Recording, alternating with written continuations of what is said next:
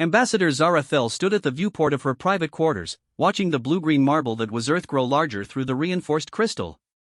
Her reflection stared back at her, tall, elegant, with the characteristic silver skin and luminous purple eyes of the Veltari nobility. The ceremonial marriage robe she wore felt heavier than usual, weighted with the responsibility of preventing a galactic war. The Veltari Empire had ruled 3 sectors of the galaxy for over 2 millennia. They were ancient, wise, and powerful. Humans were newcomers, barely 3 centuries since they'd achieved faster-than-light travel. They controlled only a handful of star systems, their technology primitive by galactic standards, their military seemingly insignificant.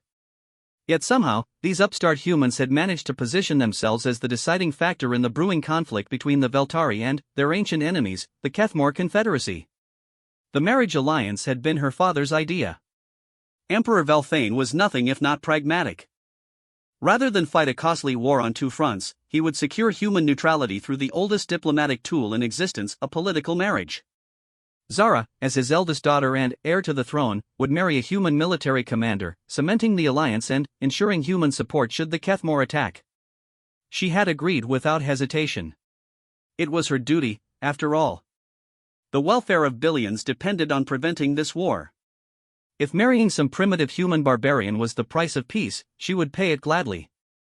She had studied the human military records, such as they were. Their technology was crude, their ships small and poorly armed by Veltari standards. Their ground forces used projectile weapons and chemical explosives, tools that belonged in a museum, not on a modern battlefield. The man she was to marry, Commander Marcus Chen, seemed typical of his species. His service record showed competence but nothing exceptional. He had fought in several border skirmishes with pirates and raiders, always emerging victorious, but the opposition had been minimal. Pirates with stolen ships and improvised weapons hardly constituted a real military threat. His psychological profile described him as calm, intelligent, and diplomatic, qualities that would make their arrangement more tolerable, she supposed. The transport shuddered slightly as it entered Earth's atmosphere. Through the viewport, she could see the sprawling cities of humanity's homeworld, primitive but oddly charming in their chaotic growth. The humans built with passion rather than plan, their cities rising in organic spirals rather than the perfect geometric patterns favored by her people. Her aide, Valmira, approached with careful steps. The younger Veltari woman had served Zara since childhood and knew her moods well. "Your Highness, we will arrive at the diplomatic compound within the hour. The human delegation is already assembled for the ceremony." Zara nodded, not turning from the viewport. "And, Commander Chen? What are your impressions of him?" Valmira hesitated. "He seems polite, Your Highness. Reserved. He asked intelligent questions about Veltari customs and showed genuine interest in ensuring the ceremony honored both traditions. His staff appears competent, though their equipment is rather basic." "Basic," Zara repeated.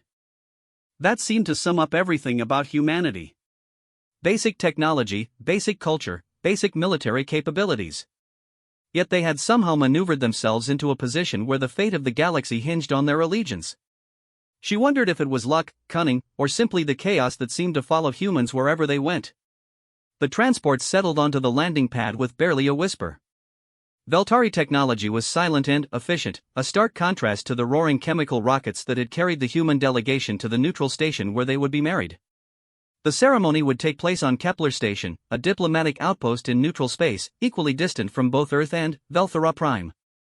As she prepared to disembark, Zara reflected on the irony of her situation. She was arguably one of the most powerful individuals in the galaxy, heir to an empire that spanned hundreds of worlds. Yet here she was, about to marry a man she had never met, from a species she barely understood, all to prevent a war that might never come. The airlock cycled, and she stepped into the station's receiving chamber. The artificial gravity felt lighter than she was accustomed to, calibrated for human comfort rather than Veltari preferences. The air carried the scent of recycled atmosphere and the faint tang of metal, industrial smells that spoke of human pragmatism over the perfumed gardens of her homeworld. Commander Chen stood waiting with his delegation. He was taller than she had expected, perhaps 2 meters in height, with the brown skin and dark hair common among Earth's Asian populations. His uniform was simple but well-tailored, bearing the insignia of Earth's stellar navy. When he saw her, he offered a slight bow, not the deep genuflection she was accustomed to, but respectful enough. Your Highness, he said, his voice carrying a slight accent she couldn't identify. Welcome to Kepler Station. I hope your journey was comfortable. She studied his face as she approached. There was intelligence in his dark eyes, and something else she couldn't quite identify. Confidence, perhaps, or simply the calm that came with knowing one's place in the universe. He didn't seem awed by her presence, nor did he show the nervous energy she might have expected from someone about to marry so far above his station. Commander Chen, she replied, inclining her head slightly. Thank you for your courtesy. I trust the preparations are proceeding smoothly? They are. The chaplain is ready to perform the human portion of the ceremony, and your priest has already blessed the ceremonial chamber according to Veltari tradition. We've arranged for translators, though I've been studying your language. I hope to manage the vows without assistance. This surprised her.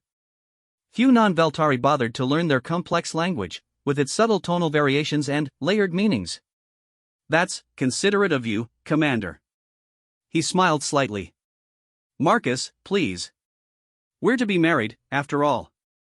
Formality seems unnecessary between us. She found herself nodding. Very well. Marcus. You may call me Zara. The use of her personal name felt strange coming from a human, but not unpleasant.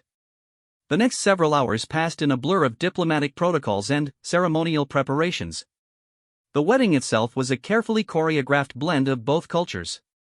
She spoke her vows in traditional Veltari, promising to honor the alliance between their peoples and to stand beside her chosen partner in all things. Marcus replied in accented but perfectly pronounced Veltari, his vows simple but sincere. When the ceremony concluded and they were officially married, Zara found herself studying her new husband more carefully. He had handled the elaborate ritual with calm competence, never seeming flustered by the foreign customs or the weight of galactic politics surrounding their union. When the traditional challenges came, ritual questions designed to test his worthiness, he answered thoughtfully, showing knowledge of both military strategy and diplomatic nuance. During the reception that followed, she watched him interact with both delegations. He was respectful with her people, curious about their customs without being intrusive. With his own staff, he was clearly trusted and admired. They looked to him for guidance naturally, and he provided it with quiet authority. You seem surprised by something, Marcus said, appearing at her elbow with a glass of Veltari ceremonial wine. The fact that he had chosen her traditional drink rather than human alcohol was another small courtesy that impressed her. You're not what I expected, she admitted. Most humans I've encountered in diplomatic settings are either overly aggressive or obsequiously deferential. You're neither. What's the point of either? We're here to build an alliance, not stroke egos or prove dominance. Besides, he added with a slight smile, I married the most powerful woman in the galaxy today. I'd say that works out well for a simple soldier. She found herself almost smiling in return. Simple soldier? Your record suggests otherwise. Records can be misleading. They tell you what happened, not always why or how. He sipped his wine, watching the mixed crowd of human and Veltari diplomats. This is good wine, by the way. Much more complex than I expected. Everything about this situation is more complex than expected, Zara replied. She was beginning to think that might include her new husband as well. The evening progressed smoothly, with both delegations mingling more freely than she had dared hope. Marcus proved to be an excellent host, ensuring that conversations flowed and that cultural misunderstandings were smoothly resolved. He spoke knowledgeably about military history, interstellar politics, and even Veltari literature, which impressed several of her advisors. As the reception wound down, Zara realized that her marriage to this human might prove more tolerable than she had anticipated. Marcus was intelligent, courteous, and seemed genuinely committed to making their alliance work.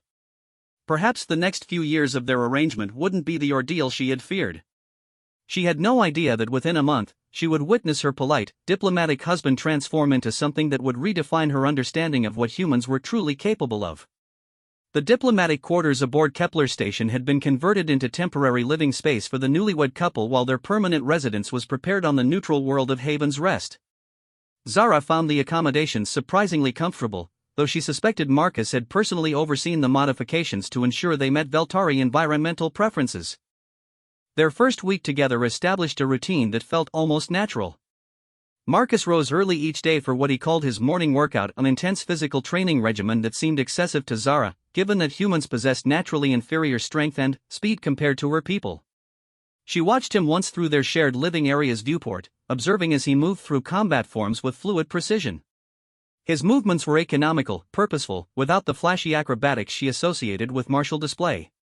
"It helps me think," he explained when she asked about it over breakfast. "Problem-solving works better for me when my body is engaged." She found this curious. Veltari meditation practices emphasized stillness and mental clarity achieved through physical calm. The idea that movement could enhance cognition seemed counterintuitive, yet Marcus clearly benefited from his routine. His decisions throughout each day were thoughtful and well-reasoned. Their conversations during these quiet days revealed depths she hadn't expected. Marcus spoke multiple languages fluently, including several alien tongues beyond Veltari. He had studied galactic history extensively, though his perspective often differed markedly from the standard academic texts she knew. Where Veltari historians emphasized the gradual spread of civilization and order throughout the galaxy, Marcus seemed fascinated by periods of conflict and adaptation. "Pressure creates strength," he said one evening as they reviewed diplomatic reports together. "Your people have known stability for millennia. That's given you incredible cultural achievements, technological sophistication, social harmony.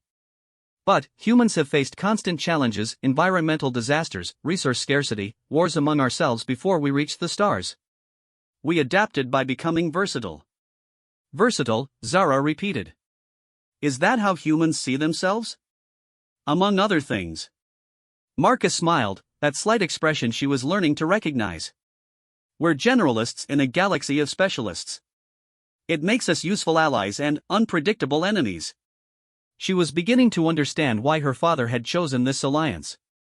Humans might lack the advanced technology or ancient wisdom of the major galactic powers, but their unpredictability made them valuable. Even she couldn't quite predict what Marcus would say or do in any given situation, despite spending hours each day with him. Their physical relationship remained formal during these early weeks. They shared living space but maintained separate sleeping quarters, interacting with the courteous distance of diplomatic partners rather than intimate spouses. Zara appreciated this restraint.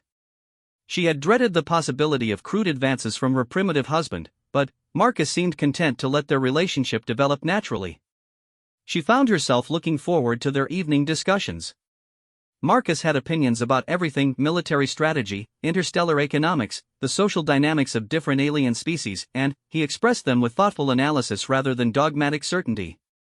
He listened to her perspectives with genuine interest, asking questions that demonstrated both respect for her knowledge and confidence in his own understanding.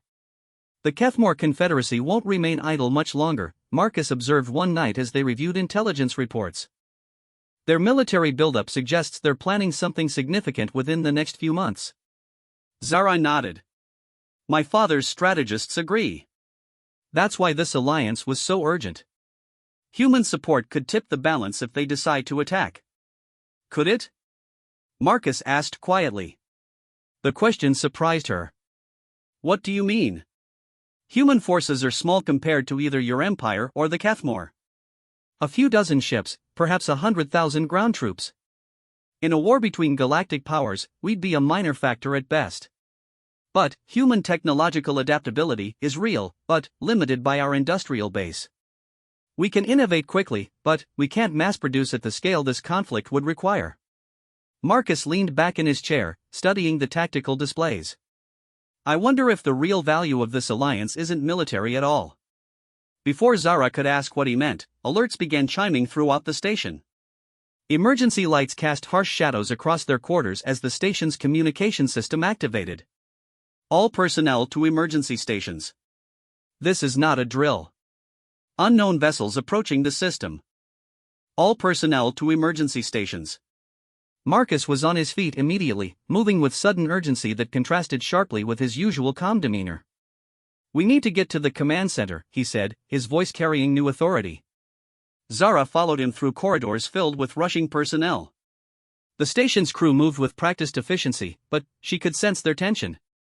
Kepler Station was supposed to be in neutral territory, protected by treaty from military action. If someone was attacking here, it meant the careful balance of galactic politics was collapsing.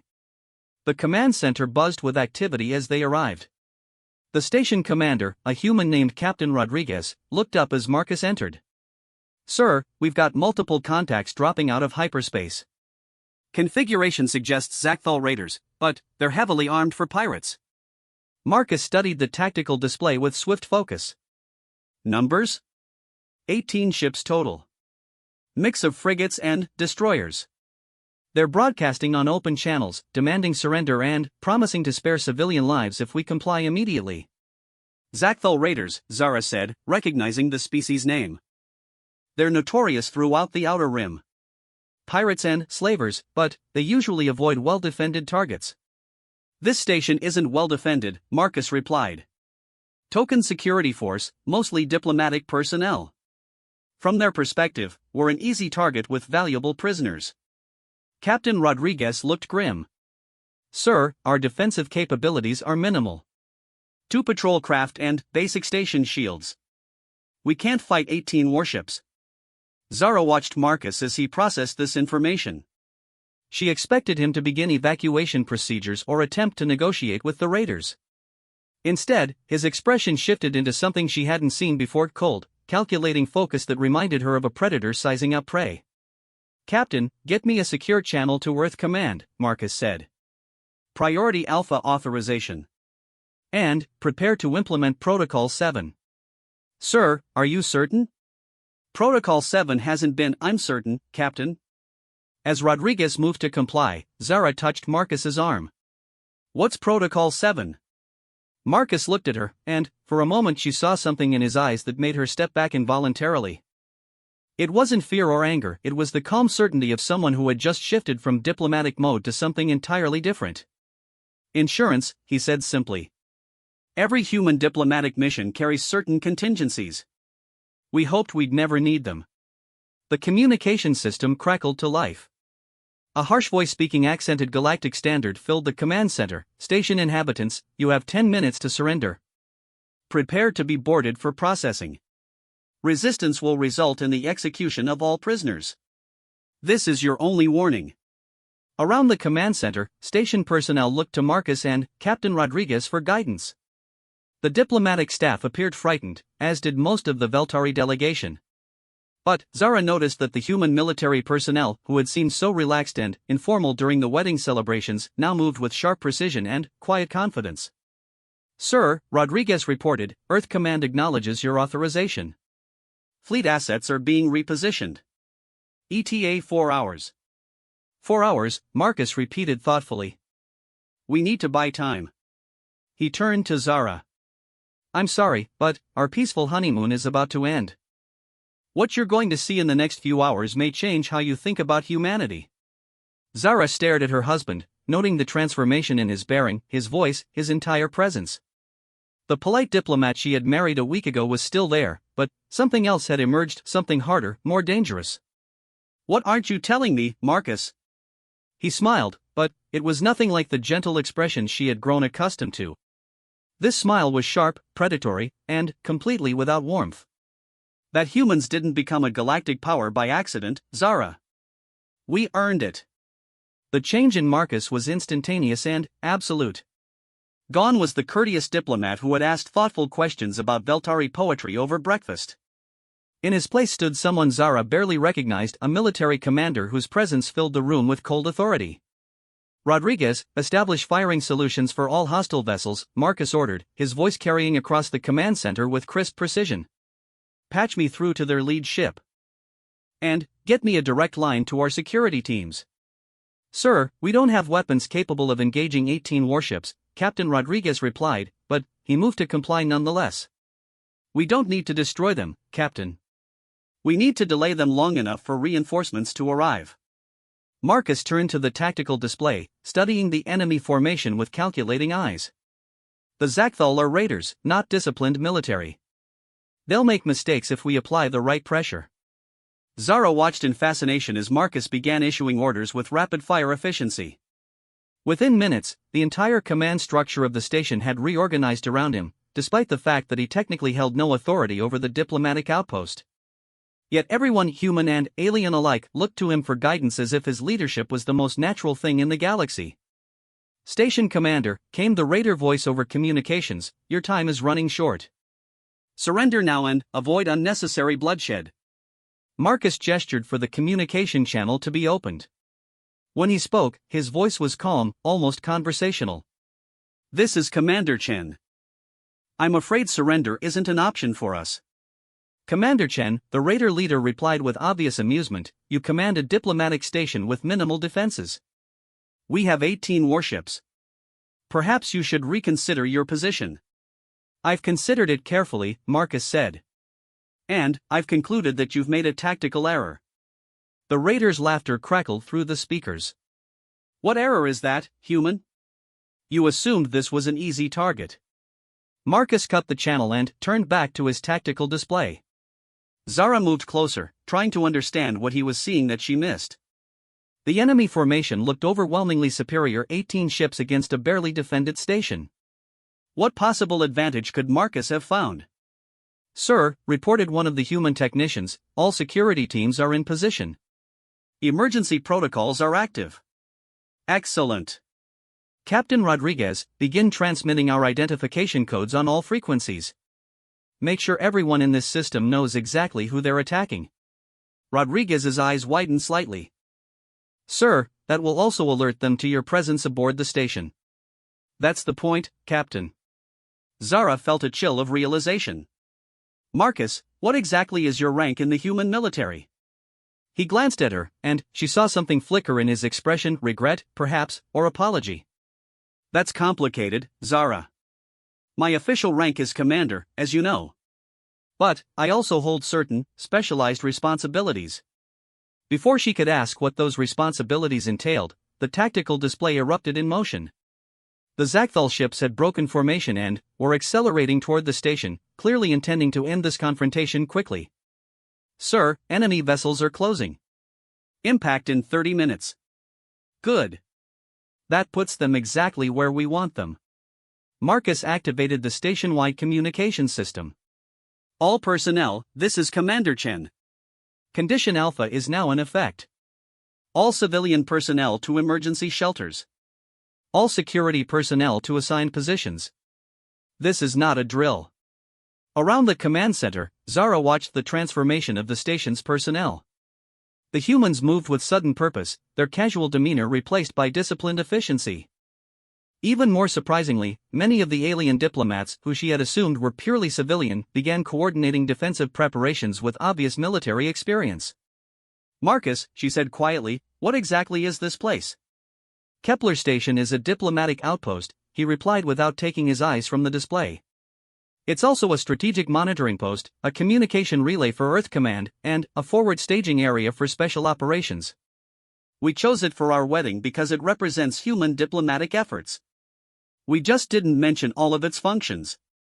The Zakthal ships were 15 minutes away now, their weapons powering up in preparation for their attack. Zara could see the energy signatures building on the tactical display, enough firepower to reduce the station to glowing debris in seconds. "Sir," Rodriguez called out, "incoming transmission from the lead Raider vessel.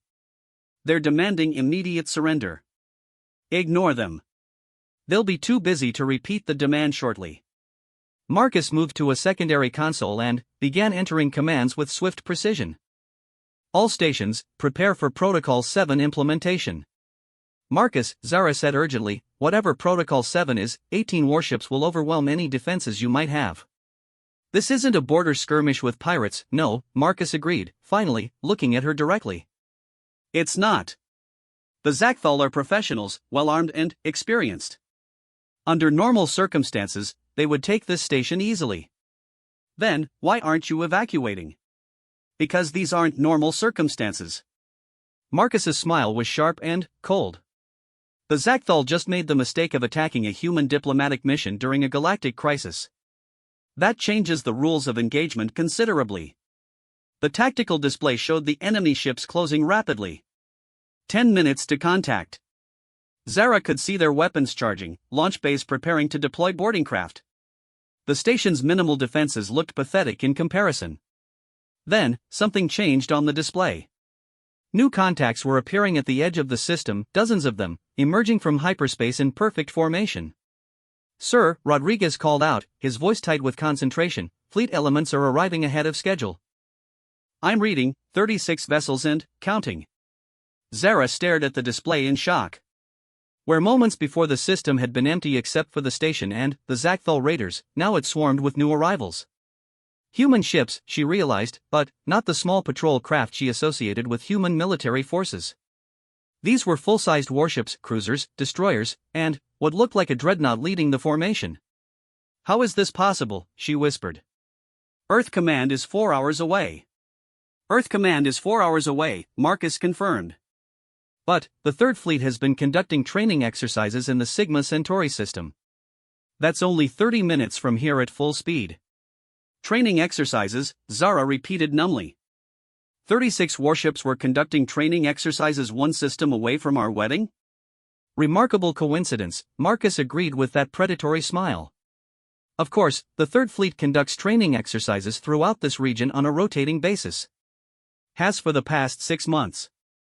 Just part of our standard operational readiness.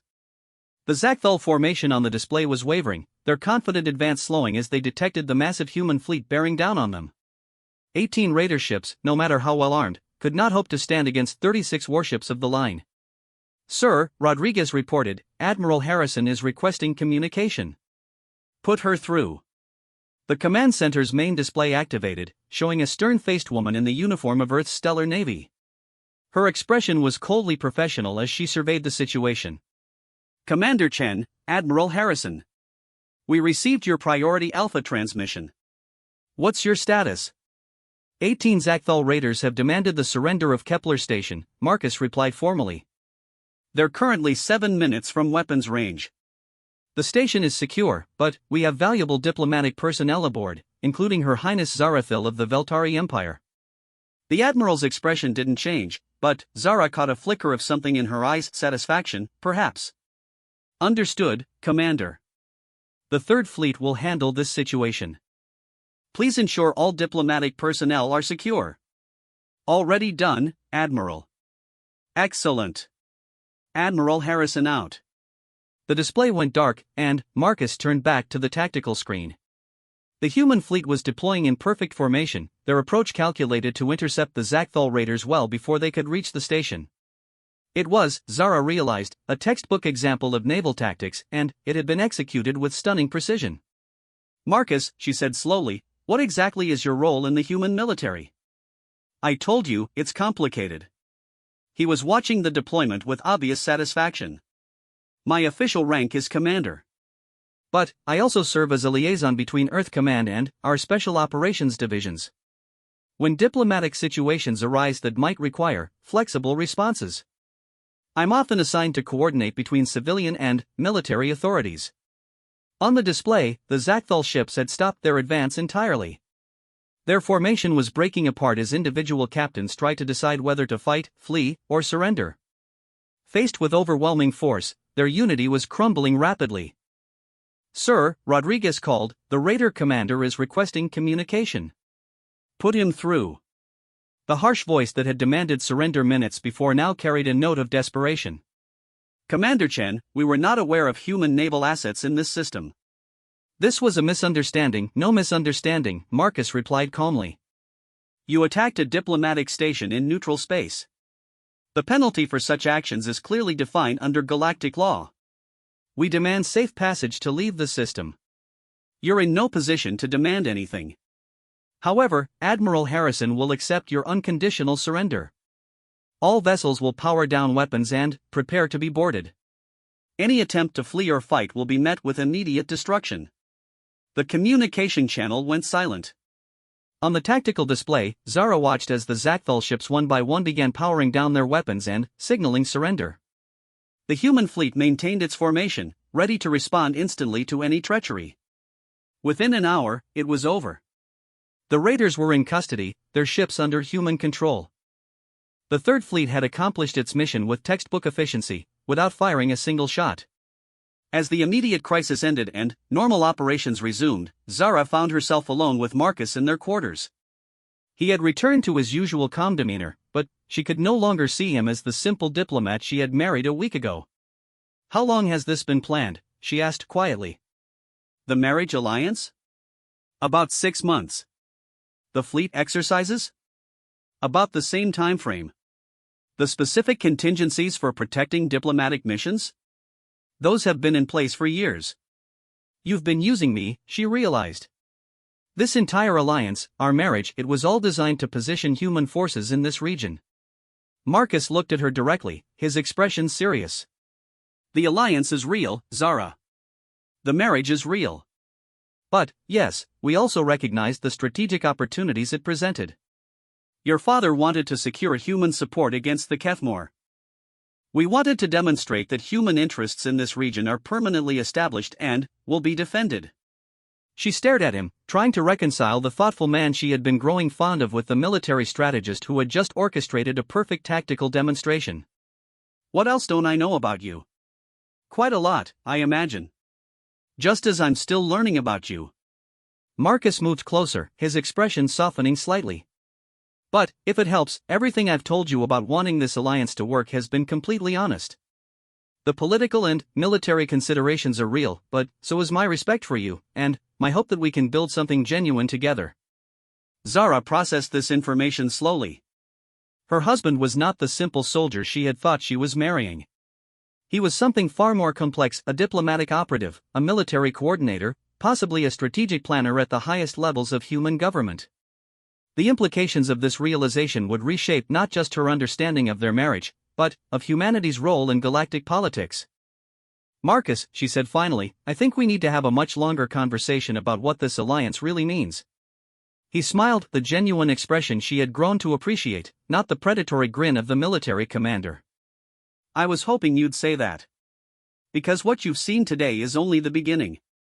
3 weeks after the Zakthal incident, Zara thought she had begun to understand her husband's true nature.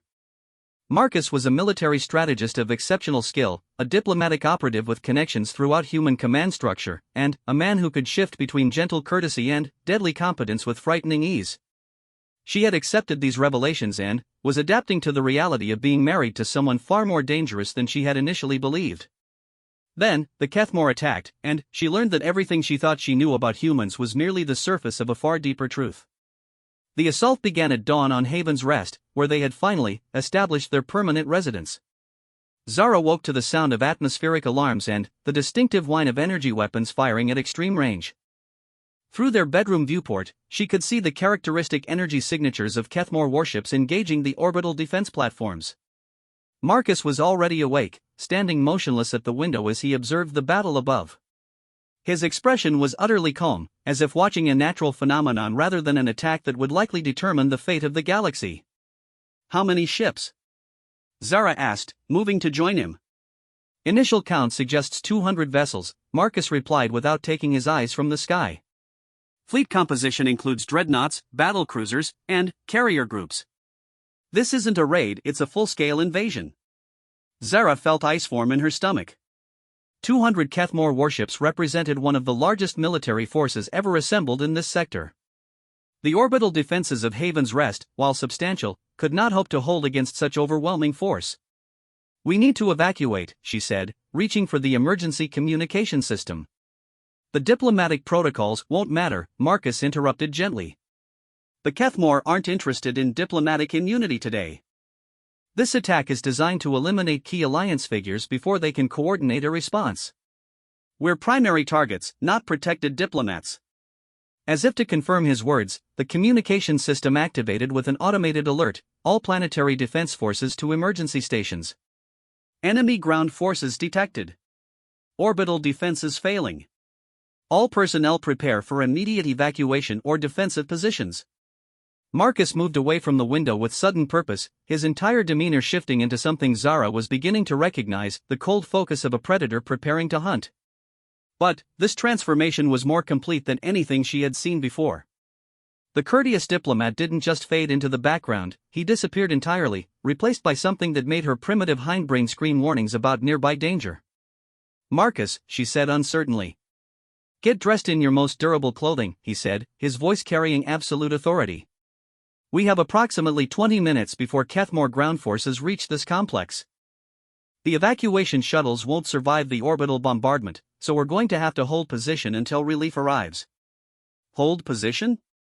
This is a diplomatic residence, not a military base. We have a security detail of 12 guards against an entire army.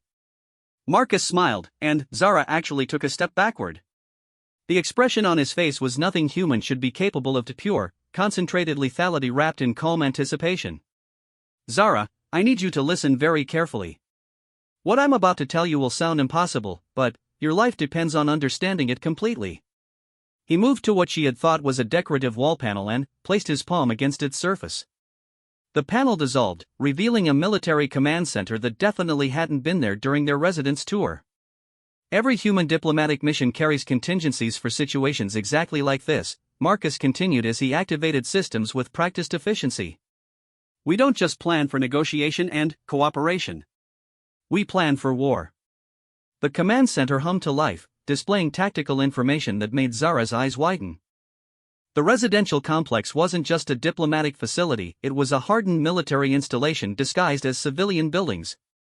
Defensive turrets were rising from concealed positions, shield generators were powering up, and what appeared to be underground launch bays were opening to reveal military vehicles. How is this possible? Zara whispered. The construction permits, the inspections, all approved by the appropriate authorities, Marcus replied, pulling on body armor that had appeared from another concealed compartment. Humans are very thorough in our preparations, Zara. We've been building installations like this on every world where we maintain diplomatic presence. Just in case. Through the command center's displays, she could see Kethmore dropships descending through the atmosphere like deadly rain. Hundreds of them, each carrying assault troops equipped with the best military technology the Confederacy could produce. They would overwhelm any conventional defense in minutes. Sir, came a voice from the communication system, Captain Williams reporting. All defensive positions are manned and ready. Estimated enemy contact in 15 minutes. Acknowledged, Captain. Implement Protocol Alpha 7. Full authorization. Sir, are you certain? Alpha 7 hasn't been tested under combat conditions. I'm certain, Captain. Begin implementation immediately. Marcus turned to Zara, his expression serious. I'm going to ask you to stay in this command center no matter what you see or hear outside. The next few hours are going to be intense. Marcus, what is Protocol Alpha 7? Instead of answering directly, he activated a holographic display that showed the tactical situation across the entire planet. Zara gasped as she saw what it revealed. Haven's Rest wasn't just defended by one disguised installation, dozens of similar facilities were powering up across the planet's surface. Human diplomatic and commercial buildings were transforming into military bases, revealing weapon systems and defensive capabilities that rivaled anything in the Veltari arsenal. How long have you been planning this? She asked in amazement. Since the first human set foot on an alien world, Marcus replied. We learned early that the galaxy is a dangerous place, and that our survival would depend on being prepared for anything. Every human presence in alien space includes military contingencies. We just don't advertise the fact. The first Kethmore dropships were touching down now, disgorging armored troops who immediately began advancing on strategic targets. Zara watched through external sensors as they moved with disciplined efficiency, their advanced weapons and armor making them formidable opponents for any conventional force. Then, the human defenses opened fire. What followed was unlike anything Zara had ever witnessed. The hidden weapons systems that emerged from human installations didn't just match Kethmore technology, they exceeded it. Energy weapons that fired with impossible precision, missile systems that seemed to anticipate enemy movement, defensive barriers that absorbed devastating attacks without failing. How? Zara breathed, watching Kethmore assault teams being systematically destroyed by defenses they couldn't even locate. Humans don't just adapt to existing technology, Marcus explained as he monitored the battle. We improve it. Every piece of alien equipment we encounter, every weapon system we observe, every defensive measure we study, we take it apart, figure out how it works, and build something better. On the tactical display, she could see the broader battle developing.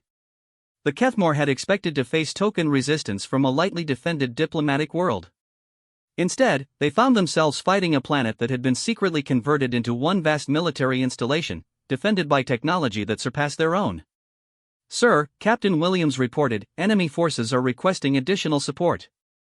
Their initial assault has failed completely. They'll get it, Marcus replied grimly. This was just the first wave. The real battle is about to begin. As if summoned by his words, the orbital battle intensified dramatically. More Kethmore ships were arriving, not just the 200 vessels of the initial assault, but reinforcements streaming in from across the sector. Within hours, over 500 enemy warships filled the space around Haven's Rest. Marcus, Zara said desperately, even with all these hidden defenses, we can't hold against 500 warships. They'll bombard the planet from orbit until nothing remains. Marcus's smile was sharp and predatory. They could try that. But orbital bombardment is a two-way proposition. He activated another display, this one showing space around Haven's Rest from a different perspective. Zara stared in disbelief as she saw what appeared to be entire asteroids moving into position around the planet, except they weren't asteroids at all, but massive weapons platforms disguised as natural objects. Orbital defense stations, Marcus explained casually. We've been building them in this system for the past 2 years, camouflaged as mining operations and scientific installations. Each one carries enough firepower to threaten a dreadnought. The space battle that followed was a masterpiece of strategic deception. The Kethmore fleet, confident in their overwhelming numbers, moved into bombardment positions only to find themselves surrounded by hidden weapons platforms that opened fire with devastating effect. Ships that had seemed invulnerable moments before began exploding under concentrated fire from enemies they hadn't even known existed. This is impossible, Zara whispered as she watched the tactical display. The resources required, the time needed for construction, the coordination with local governments, all accomplished through standard diplomatic and commercial channels, Marcus replied. Humans are very good at long-term planning, Zara. We've been preparing for galactic war since the day we left Earth. As the hours passed, the true scope of human preparations became clear. Haven's Rest wasn't just one defended world, it was the centerpiece of a defensive network that stretched across multiple systems.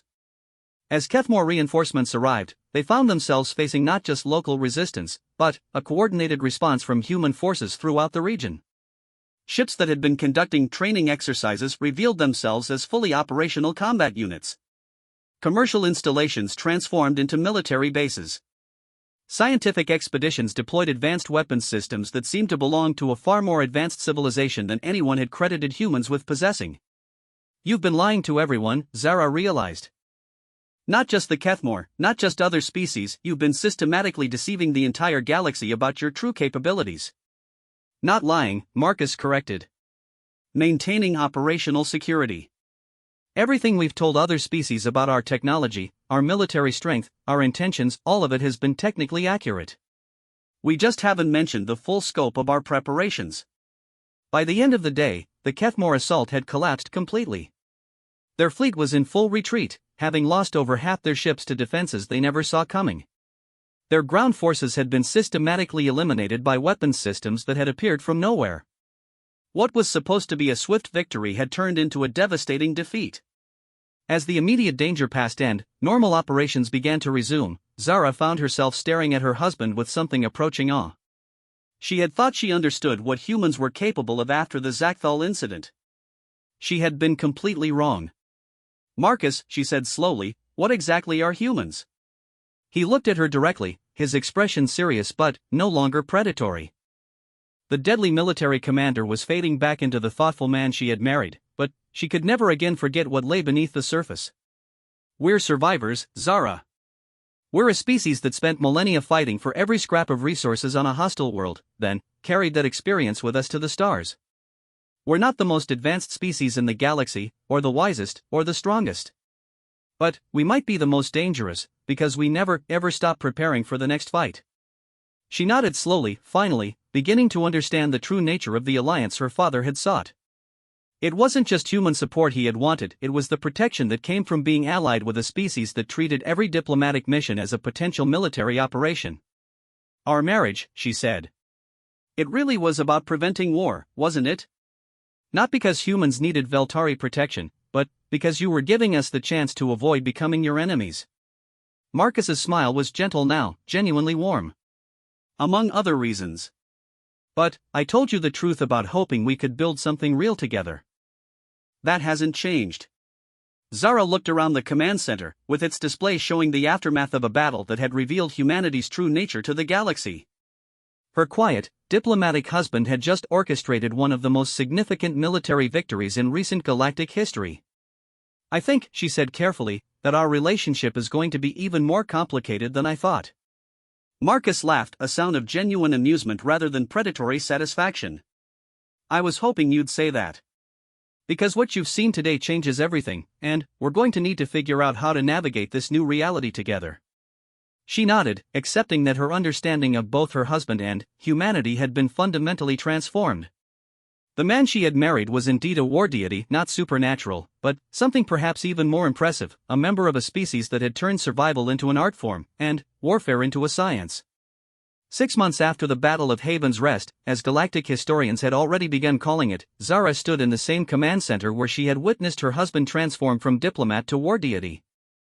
The room looked different now, no longer hidden behind false walls, but openly integrated into their expanded residence. The pretense was over.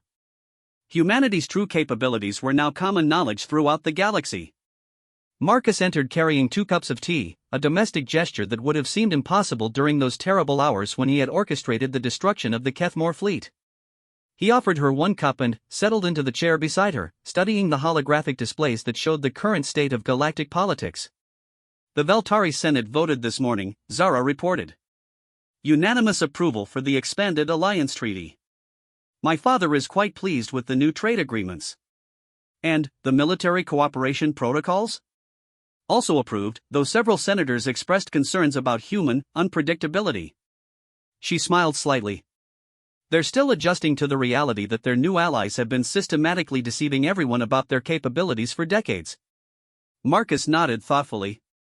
"Understandable reaction. We did rather upend conventional wisdom about human military strength. That was perhaps the greatest understatement in galactic history." The Battle of Haven's Rest had revealed that humanity possessed not just advanced military technology, but an entire parallel civilization hidden within their official diplomatic and commercial presence. Every human outpost, every trade mission, every cultural exchange had concealed military installations that collectively represented one of the most formidable defense networks the galaxy had ever seen. "The Kethmore Confederacy formally requested peace negotiations yesterday," Zara continued. "They're offering significant territorial concessions in exchange for a non-aggression pact. Terms? Withdrawal from all disputed systems, recognition of current Veltari territorial claims, and reparations for the attacks on Haven's Rest and Kepler Station. They're also requesting that humans mediate the final agreement."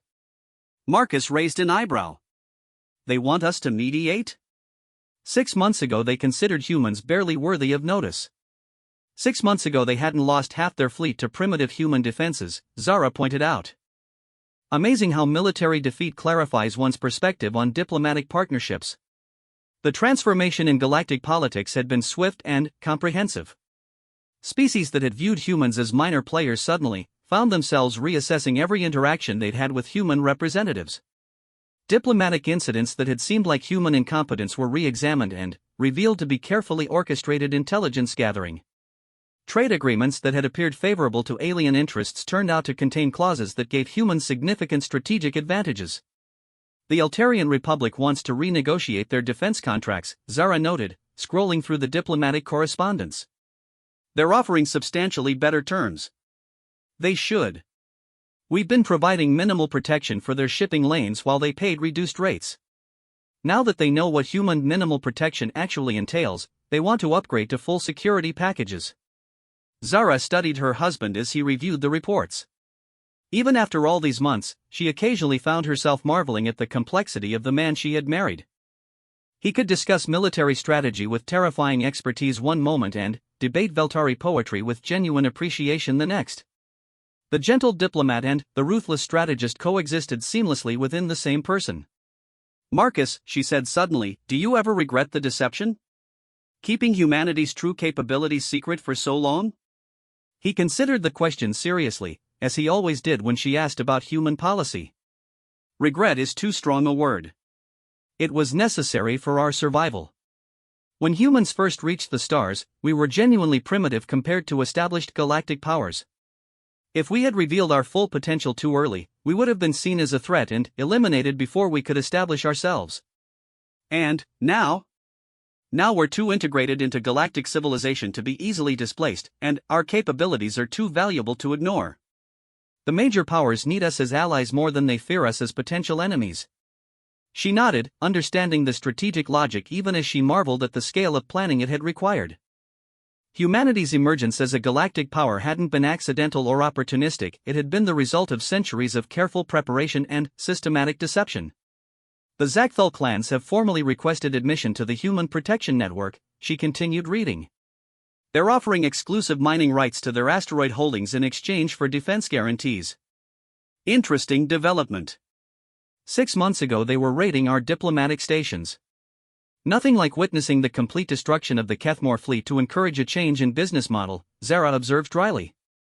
"Pirates prefer to target victims who can't annihilate entire attack fleets." The communication system chimed softly, indicating an urgent message. Marcus activated the display, revealing Admiral Harrison's stern features. "Commander Chen, Admiral Harrison. We've received intelligence reports suggesting the Nexus Syndicate is planning coordinated strikes against multiple human installations. Request your assessment of the threat level." Marcus leaned forward, his expression shifting subtly into the focused alertness Zara now recognized as his tactical mode. "What's the source of the intelligence, Admiral?" "Multiple channels, all considered reliable. The Syndicate appears to believe that human defensive capabilities are concentrated on major installations, leaving smaller outposts vulnerable to asymmetric attacks." "Timeline?" "Estimated 36 hours until initial strikes begin. They're targeting scientific stations, cultural centers, and trade outposts across 6 sectors." Marcus was quiet for several seconds, and Zara could almost see him running calculations in his mind. The Nexus Syndicate was a loose alliance of pirate fleets, mercenary companies, and rogue military units. Unlike the disciplined Kethmore forces, they specialized in hit-and-run tactics against isolated targets. "Admiral, please inform all targeted installations to implement Protocol Beta 9. Full defensive deployment, no restrictions on response escalation." "And, Admiral?" "Yes, Commander?" "Make sure the Syndicate knows exactly which installations they're attacking. We want them to be fully informed about the consequences of their decisions." Admiral Harrison's expression shifted slightly. Was that anticipation? "Understood, Commander." Harrison out. As the communication ended, Zara looked at her husband with renewed amazement. "Protocol Beta 9? Enhanced defensive measures for installations that need to protect themselves without immediate fleet support. Every human outpost has the capability to defend against substantial attacks, we just don't usually advertise the fact." She shook her head in wonder. "How many of these protocols do you have?" "Quite a few. Humans are thorough in our planning, remember?" Marcus's smile was gentle, but she could see the predatory satisfaction beneath it. The Nexus Syndicate is about to learn the same lesson the Kethmore did, that attacking human interests carries consequences far beyond what conventional wisdom would suggest. Over the following days, Zara watched through intelligence reports as the Syndicate's attacks unfolded exactly as Marcus had predicted. Pirates expecting to find easy targets instead encountered defenses that systematically destroyed entire attack fleets. Scientific stations revealed hidden weapons platforms. Cultural centers deployed military-grade shields and countermeasures. Trade outposts launched coordinated counterattacks that eliminated threats with clinical efficiency. Within a week, the Nexus Syndicate had effectively ceased to exist as an organized threat. Their surviving members were either in human custody or fleeing to the furthest reaches of uncharted space. "The galactic response has been interesting," Zara noted as she reviewed the diplomatic communications. "Most governments are expressing official concern about human military actions while privately requesting defense contracts." "Pragmatism," Marcus replied. "Everyone wants to be protected by the scary humans rather than threatened by them." This had become the new reality of galactic politics. Humanity's revelation of their true capabilities had created a fundamental shift in the balance of power. Species that had viewed humans as useful but minor allies now competed for access to human protection, technology, and strategic partnerships. "My father wants to invite you to address the Imperial Council," Zara said. "He believes your perspective on galactic security would be valuable for long-term planning." "What do you think?" She considered the question carefully. "I think the galaxy needs to understand that humans aren't just powerful, you're also genuinely committed to stability and peace. The military demonstrations have been impressive, but now you need to show that human strength serves constructive purposes. Marcus nodded slowly. Wise advice. We've established that attacking human interests is costly. Now we need to demonstrate that cooperating with human interests is beneficial. That evening, as they walked through the gardens of their expanded residence, Zara reflected on how completely her life had changed since their wedding. She had married a man she thought was a simple military officer to secure a minor diplomatic alliance. Instead, she had become the wife of one of the most influential strategic minds in the galaxy and the partner in an alliance that had reshaped interstellar politics. Do you regret it? Marcus asked suddenly, echoing her earlier question to him. Regret what?